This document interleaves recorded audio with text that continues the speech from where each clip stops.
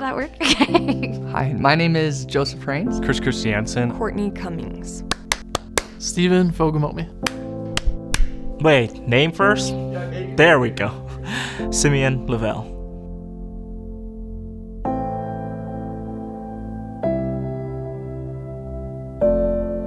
What recognize the good means to me is acknowledging the little things that my coworkers do for me, whether it be answering questions for me whenever I stand up over my desk and say, hey, how does this work? Recognize the good started much earlier for me at a client of Awardco's. Where that employer became the Awardco client, the vision came to life for me that this is a tool to be more proactive in recognizing the good as opposed to recognize it when someone's already 1 foot out the door.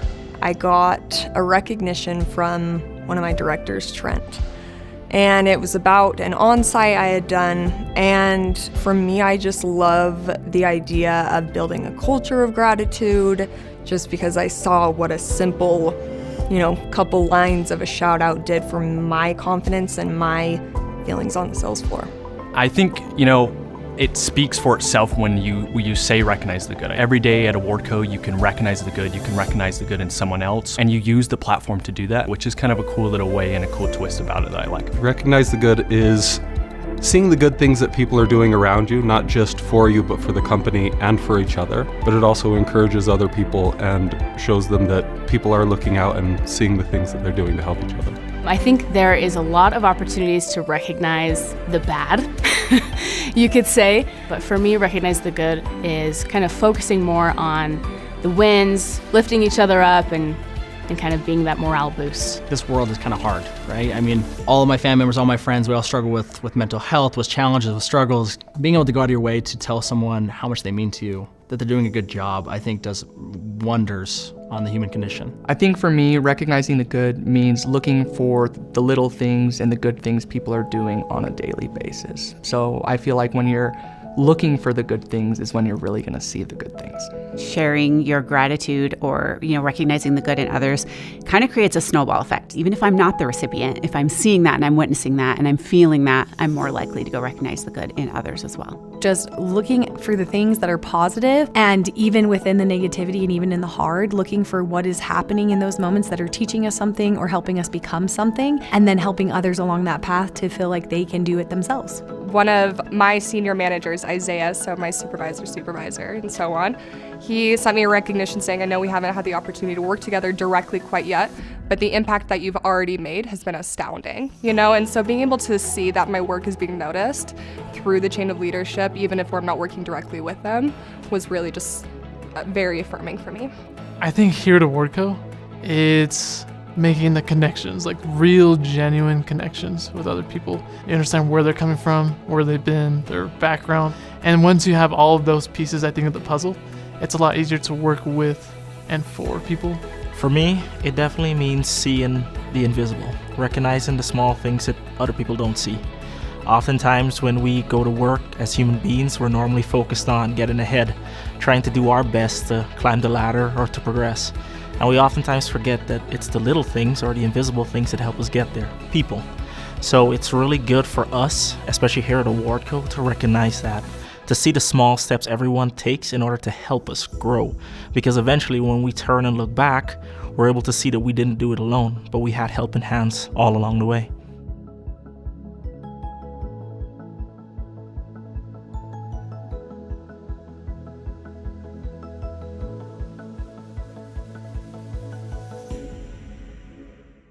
Welcome to Awardco Culture Quarterly. I love starting off with this video. We believe in recognizing the good, and I love hearing what this means to our employees. A few weeks ago, we held our second annual Recognize Summit here at Awardco's headquarters.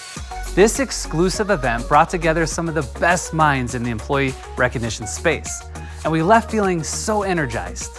I know you all would have loved to be in attendance, so we're bringing the best of that event to you. In the next hour, we're gonna share some of our product roadmap for 2024, hear from our product team on new features in the platform, listen to thought leadership from industry leaders, and hear from a panel of customers highlighting their recent wins with Awardco. As you're watching today, think about those you know who could use Awardco. Our Pay It Forward referral program has paid out thousands of dollars in personal incentives and Awardco discounts since August. When you refer someone to Awardco, you and your referral gets points. But that's not all. Both of your companies receive your choice of discounts or charitable donations in your name. Just email referrals@awardco.com to get started. And there's no better time than the holidays to share the love. Now, we know from past ACQs that one of your favorite things is to hear what is happening with our product. So let's start there and dive into what you can expect to see in 2024. The last thing I'm going to show you, we released internally last week. I'll say that again, released internally. It's not live just yet, but that is APay. What is APay, Josh? I hear everyone asking. But APay essentially provides your employees a way for them to spend their points off platform. APay is a digital debit card that operates as an award option that you can add to any award network. One of the great things we see APay being used as is a lifestyle spending account benefit for your employees. For example, streaming services. Say that you have an employee base who loves their movies and TV. You can load up APay for them, and then they can go and pay for their subscriptions that month. You know, they can pay for their Paramount Plus or their Netflix, right? Another way we see this being used is health and wellness LSA. Again, you can load up their APay and they can use that digital debit card to pay for their gym membership or pay for their mental health app, or even if they're working remote, pay for equipment for their home gym.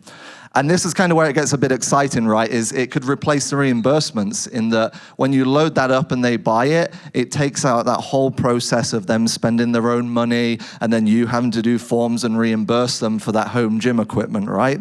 It's exciting stuff. Like I said, it's going to be exciting for the employees, but even on your side as admins, it's going to be a great experience. It will give you the ability to control spend, so you'll be able to control what can be spent on, what can't be spent on, things like that. You'll be able to see more details later, but it is going to be an exciting thing. But that said, I'll stop waffling my chops, right? Because you're asking, Josh, when can I get this? When can I get this APay, right? Well, like I said, currently we're testing this internally. All the employees here at Awardco have been using it for about the past week. I've used it myself, and it is really fun. It's really exciting, really versatile. But not long after, we're going to have a full release in Q1 of 2024, so you won't have to wait too long to offer this to your employees. But other than that, I hope you all have a great day at the Recognize Summit here today, and thank you for having me. So now there's one more thing that I get to share, and this is a project that I am very, very, very passionate and excited about. If you've heard Steve talk about Awardco, you've heard him say that Awardco is where the good lives. It's where employees and managers can recognize each other. But historically, there's been a group that hasn't been invited to the party, and that has been our customers. Employees interact with customers daily. And up until now, Madeline will tell you at Children's Hospital, it's a very manual process to bring in these customer experiences and bring them into Awardco. But we are working on a project called Externally Sourced Recognitions, where it will allow the customers to share the good, and we'll bring it right into the Awardco platform. So let me walk you through how it works right now. We have a thanks page. This page is publicly available, and it can live on a website. You can directly link to it. You can print it off on a QR code. And customers are able to come here and enter a name of an employee that they interacted with.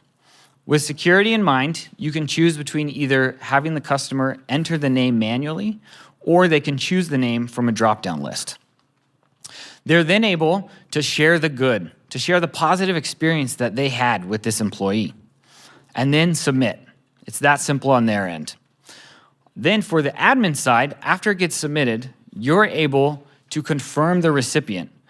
If there was multiple employees who maybe helped with this interaction, you can add them as well.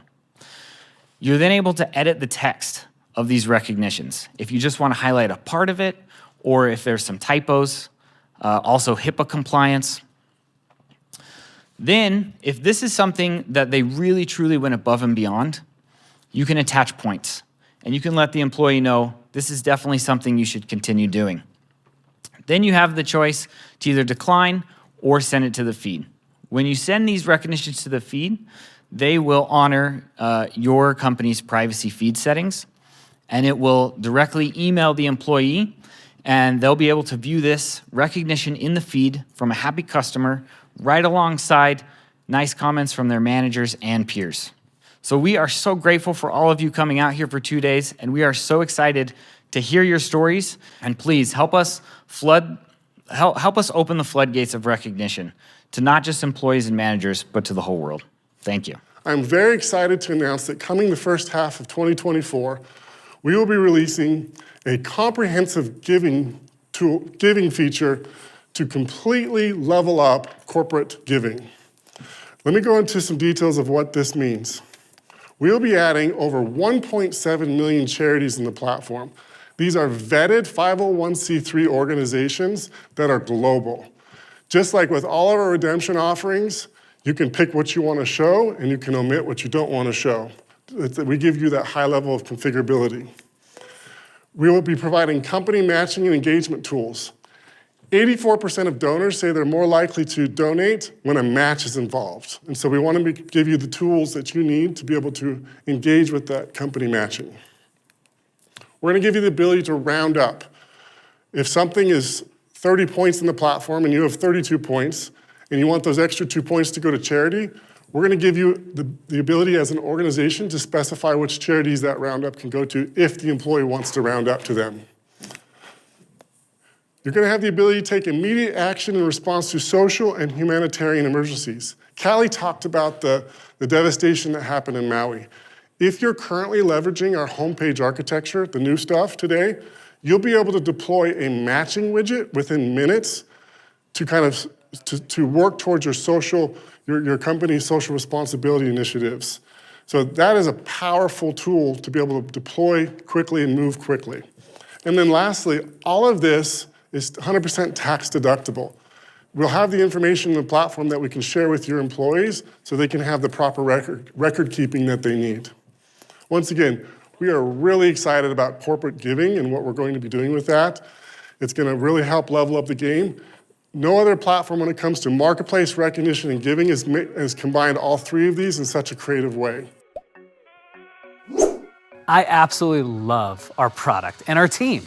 Because for so long, I would use Awardco and I'd just buy things on Amazon, but now Awardco is on my phone. I can go to a restaurant and I can pay with Awardco with the new APay card, and that is a cool experience. The second thing I absolutely love is external recognitions, because we can allow customers on the outside experience and recognize our employees. And how many times have you had a great experience with a brand, or you're at a restaurant and you want to say something good?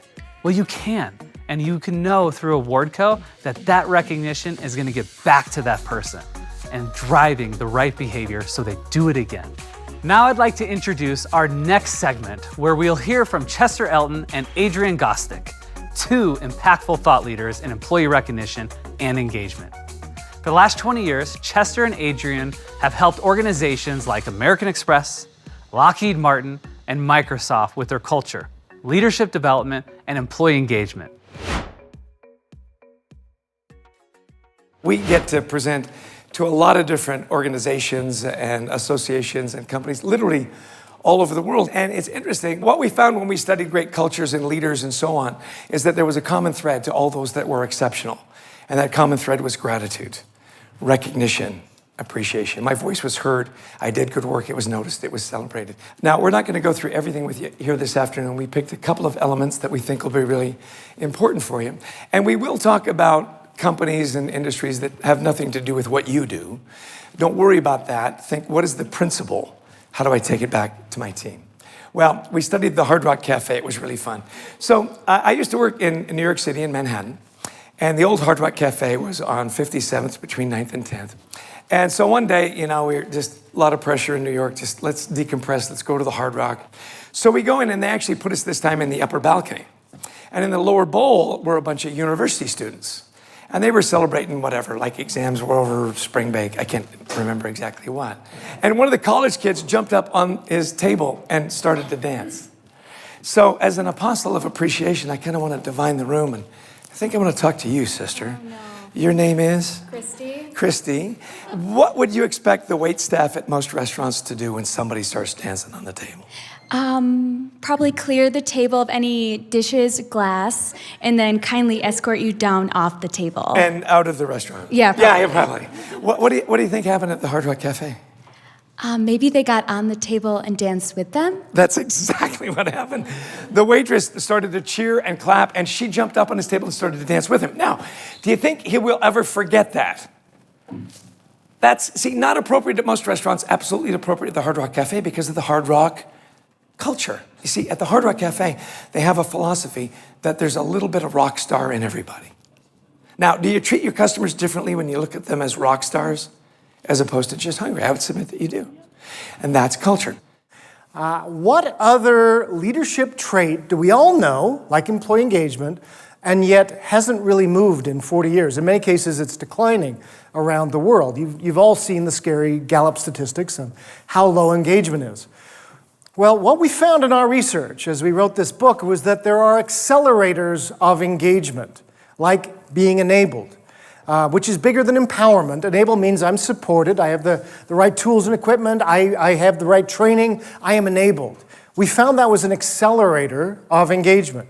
Also being energized. In many of the businesses that we heard about earlier, you're working in very demanding, stressful businesses. How do you keep your people energized? That's what we'll talk about here for a moment. Let me just kind of blow these up for just a second. So the first that I think you could all define, employee engagement means I'm attached to the organization. I'm willing to give an extra effort, take on an extra project, do an extra assignment. What we find is enablement is the accelerator of engagement. So in other words, if I'm engaged but not enabled, it's a little like a hamster spinning on a wheel. I've got nowhere to go. If you enable me, though, I'm able to run. And that means I feel supported. But look at what happens when we have companies with high levels of engaged, enabled, and energized people. Almost 3 times more profitable than low engagement and twice as profitable almost than companies with just high engagement. You can see there's something happening here, an accelerator that is moving an organization forward. Now, so what does it mean to be engaged at work? Let's just give you this. This is what we found. We had 23 different countries in the survey, and no matter where you are in the world, the top driver was the same. To feel engaged as an employee, I need to feel like I have the opportunity to do my best work every day, and I have the opportunity to grow and develop, and somebody cares about my well-being. Who's that person? The leader, yeah. My manager, my boss, actually cares about me as an individual. Now, the second highest driver was trust, that I trust this organization, but also I feel trusted. I feel like somebody trusts me around here. And third driver was pride in the organization. It's the third highest driver of engagement around the world. You think of all the things that could be driving people like teamwork or communication, etc. No. It's do I feel proud of what we are doing here in my organization? So then we had these and we said, well, how do we drive these drivers? So this is where we went further back into our data. We have about 100 questions we asked people with all these hundreds of thousands of surveys we've done. To drive pride, you have to feel something we call alignment. It's a series of questions, things like, I know what matters most around here. I believe our values are in alignment with my personal values, those types of things. What we found, though, in less than half of organizations, when you ask people what matters most, they kind of go, everything matters the most around here. And when everything matters the most, nothing matters the most. So that's unfortunate. So are you creating alignment? Now, we're going to get to recognition in just a moment, because how do you help people understand what matters the most? Is you recognize the things that matter the most. Now, here's the number one driver of trust was communication. We heard this over and over in our studies. My boss comes in at 9, she closes the door, don't see her through the rest of the day. I don't know what's going on. In those high engagement, high trust environments we studied, managers spend about 75% of their time on average working with their people, out with them, not in meetings, not working with clients, but working with their people, helping reduce stress. Now, here's where it comes to why we're here today. What's the number one driver? It's gratitude, it's recognition. That's what makes people feel like they have the opportunity to do their best work because I'm being recognized for it. And somebody cares about me because I'm being recognized on a regular basis. We found it was not only the number one driver of opportunity and well-being, it was the number two driver of pride, the number four driver of trust. It just raised all ships in the harbor the more that we were grateful.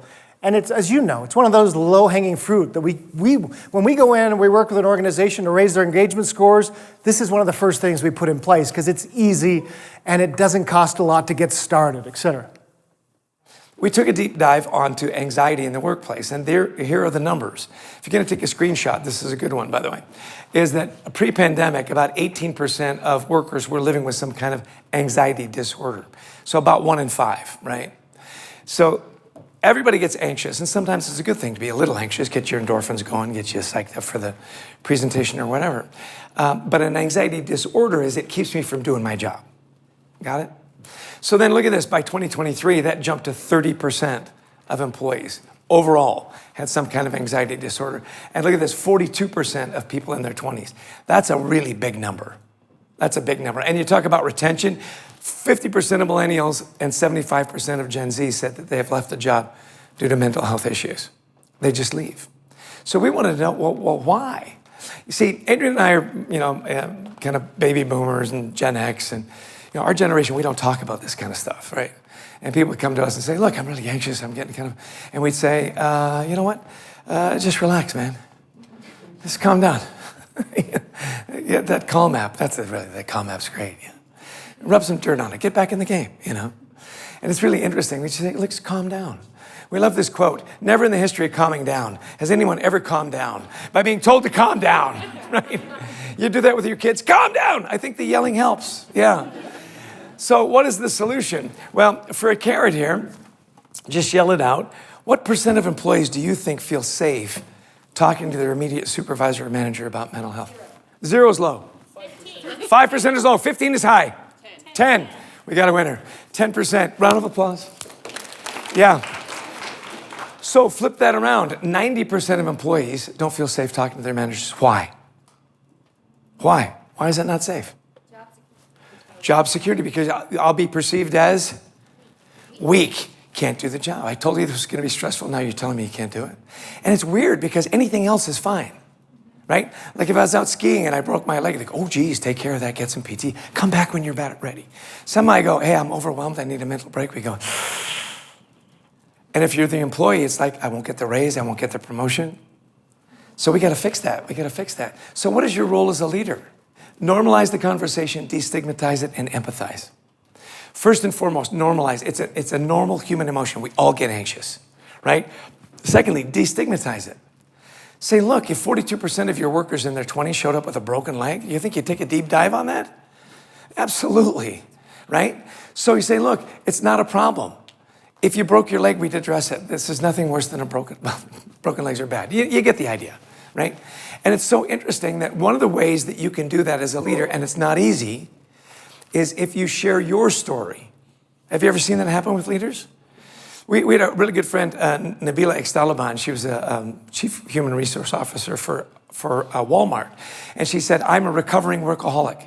She said, I work for some of the biggest brands in the world, and I would work 90-hour weeks, and I would sacrifice everything for the job. And it cost me. It cost me my physical health, my mental health, it cost me my marriage. I don't want that to happen to you. A big group of Walmart employees. And as she took questions, one of the employees said, well, easy for you to say, Nabila. You're now the chief human resource officer at Walmart. Would you have gotten there if you hadn't made those sacrifices? Good question, eh? And she said, yes, I would have gotten here. It would have taken me longer. And knowing what I know now, I would make that trade. Chester and Adrian, thank you, and I'm so grateful they shared their time and expertise with us. I hope you now have a few ideas on how you can improve your own work in 2024. Next up, we have one of my favorite parts of the Recognize Summit, hearing from you, our customers.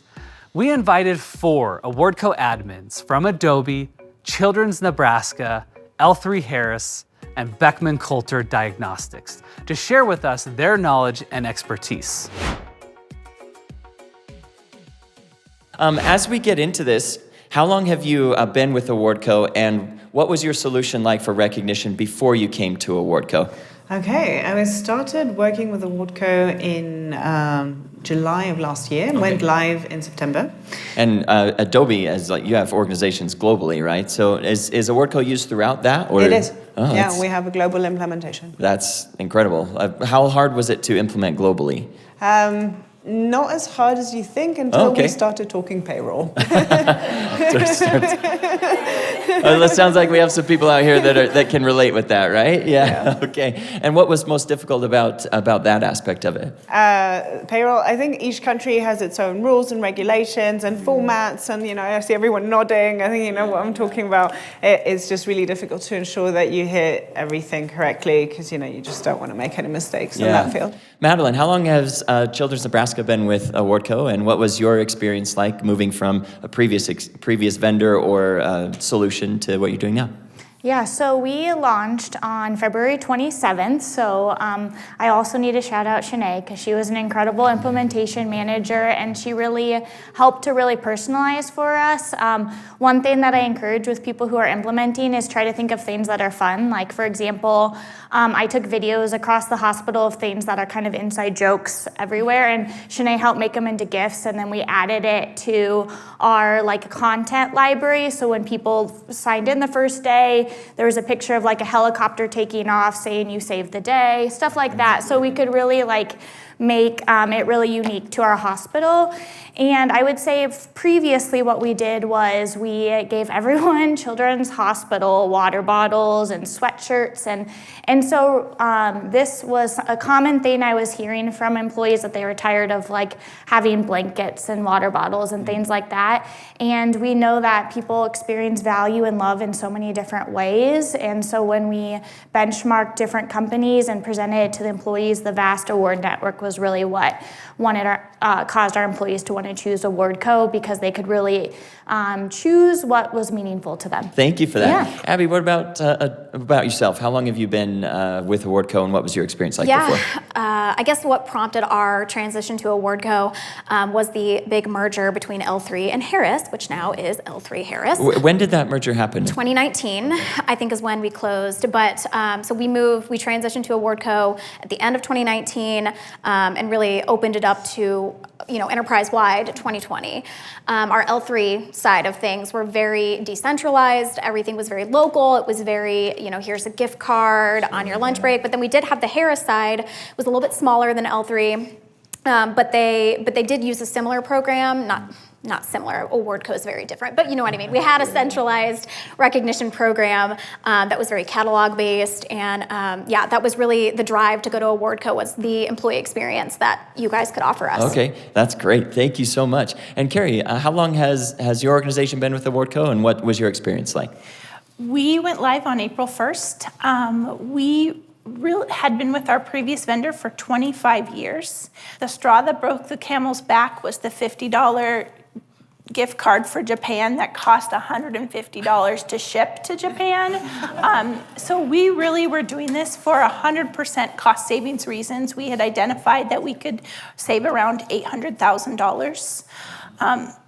That has been totally realized and saved, but the biggest benefit is we are globally in 45 different countries, and with our previous vendor, every item was a US-based company, product, etc., that was shipped to their country. The fact that our associates are able to get products that they want in their local geography is huge and has been a huge selling point for us. That's incredible. $150 to send a $50 gift card? That's incredible. We've been talking about this at Awardco for a little while, but recognition, we've been talking a lot about ROI in this organization or in this experience here, about the ROI of recognition and how you can get the data, and that's very, very important. We want to make sure that everybody knows that, but recognition at its heart is about people, right? It's about improving the lives of your employees and the lives of your customers, and about improving just the experience. And now that can be very fluffy, right? You can't often take that to a leader and say, this is what we want. And the leader might agree with it, but they need something a little bit more. So we're talking about getting leadership buy-in. I was speaking with Penn Entertainment. Where are my Penn people at? Yeah, right there. Yeah, just one for now. Earlier this morning about getting that leadership buy-in. Have the four of you experienced any difficulties either getting leadership buy-in from the top down, or even, as we spoke about in the previous panel, manager buy-in to like get this across the line? Carrie, what about yourself? Any trouble with getting leadership buy-in? I would say yes. We had a kind of plug and play. We took what we had in our old vendor, put it into the new vendor. So we are a huge culture of recognition. We do it because of engagement, but I don't know if it's almost like it's expected of us. So I don't know, we don't have to buy in very much because, hey, X dollars can be spent on recognition. As long as you keep doing that, we're good to go. But there has been some more excitement. Like we have added in award codes, which is a new program for this year, because we are trying to get we have a large hourly operations workforce that doesn't have access to computers. So we've started handing them award codes that they can use, scan on their phone, log it in, and that has been, it's very new, but it's also going to be, it's big from the little we've heard so far of on that spot. It's really exciting. That's wonderful to hear. Thank you. I'd love to ask all four of you, as you're talking to your leaders, what are some of the ways, like if you can't get that level of leadership buy-in, what are some of the ways you would suggest to get that? Yeah, so there's kind of, I'm thankful because I think that the L3 Harris culture does recognize that recognition is important from the leadership level. Yeah. I think there's disagreement on the best way to do so, which is kind of the gap that we're experiencing. And one of kind of our struggles now is with our limited budget. And so we're really trying to leverage other ways to, increase recognition throughout the organization and kind of show how it's important to our leadership team. For example, so we took a look at our non-monetary recognition and have seen about 70% of our employee population recognized, which is great, but only about, I think it was like closer to, how much was it? It was like 5,500 employees were actually recognizing out of 50,000, which is not great, right? So we're seeing a very engaged population, and so we're trying to take that data to our leadership and say, hey, let's try and engage other populations using non-monetary automated programs to make people aware of the platform and how easy it is to navigate and use, and hopefully just kind of trigger people to go into the platform and realize, oh, I can just send a quick boost award. Yeah, thank you very much for sharing that. Now, shifting gears here a little bit, I would love to hear some of the unique ways that you have seen Awardco used in your platform. They don't have to be like crazy unique, but I just want to know, what are some ways that you're using it? We have two long-running programs that are always on. So one is like ad hoc recognition, as we said, employees get a certain amount of points per quarter. The other one is awards. So we have an internal award system. The nominations are done through Awardco, and then the winners are picked. In a committee. Is Employee of the Month or kind of? They're more specific. Yeah, we have various ones that are for specific things. So we use tags actually to differentiate them. So people go into the program and write up why they're nominating the person, pick the appropriate tag for the award they're nominating, and doing this. We've also recently implemented a self-nomination mechanic through the Earn programs, in fact, for these same awards. So these are the long-standing ones, and then we do a lot of kind of more ad hoc things when interesting things come up. So for example, now it's Q4. So we've implemented this in a customer engineering, customer success organization. So it's kind of close strong, kind of drive customer satisfaction, etc. So we're running a contest, right? It's like a CSAT contest for our employees, and we're awarding that out through Awardco. And we've also done other little like ad hoc programs like this, but we're always looking for new fun ways. But I think you have the more interesting stuff. For hospitals or companies that have clients, we share patient experience comments, de-identified obviously to comply with HIPAA, but that's one of the first times that we've been able to share comments that came in from families actually back to the provider, and they're very meaningful, like you saved my child's life, and they never got to see that, which is sad. Other things that we've done, focusing like patient experience in the hospital sector is obviously another really big topic right now. So we have 2 other separate hospital experience programs besides just the patient experience.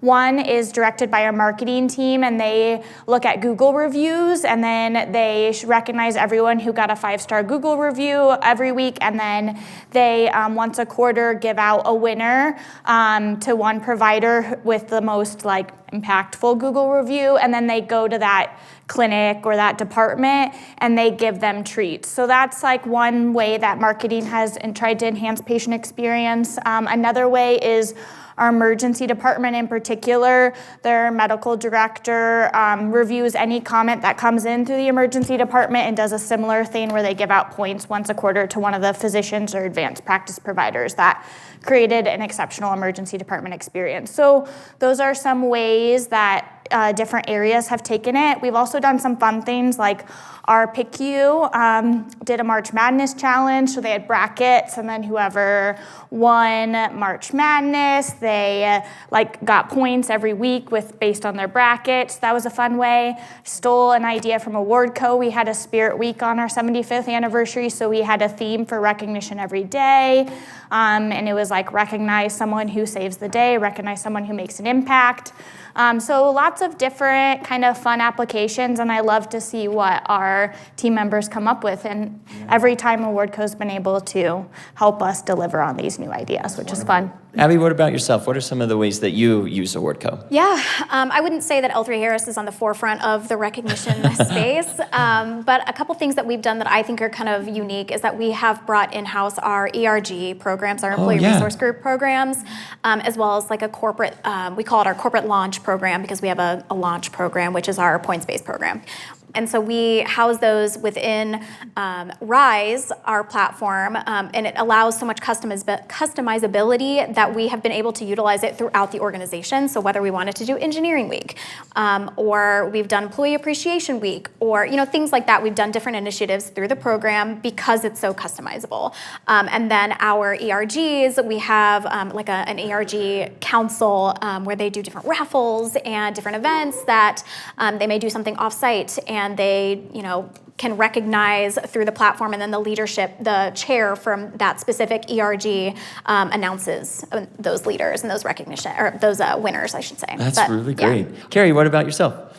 We have 5 standard programs, our service anniversaries for the milestone years. We do have a huge e-card thank you program, so it has no points attached to it. It's probably one of our biggest utilizers, and it's absolutely free. So that is a huge win for us. The other thing, we just put in a nomination program called the Mission Star, which is allowing associates throughout the organization to either nominate someone or nominate themselves and give an example of how they have met one of our life realizing potential star awards, and it gets shared with the organization on a quarterly basis. As we wrap up ACQ4, I want to leave you with a thought. This past quarter, my son started working at Awardco, and he asked me for some advice on his first day. I kept my advice real simple, something he can remember for the rest of his life and apply to any situation. I told him, if you want to be seen, recognize. People notice when you say good things about another, and the more you do it, the more people want to be around you. All our recognitions are posted on Awardco's application, Slack channels, and TV screens. Literally, if you recognize, it will be seen, and it will inspire others to do the same. No matter who we are, we all have something to add. I strongly believe in that, and I believe as we focus on recognizing the good in everything we do and make time for it, we'll make the world and work a better place. Thank you.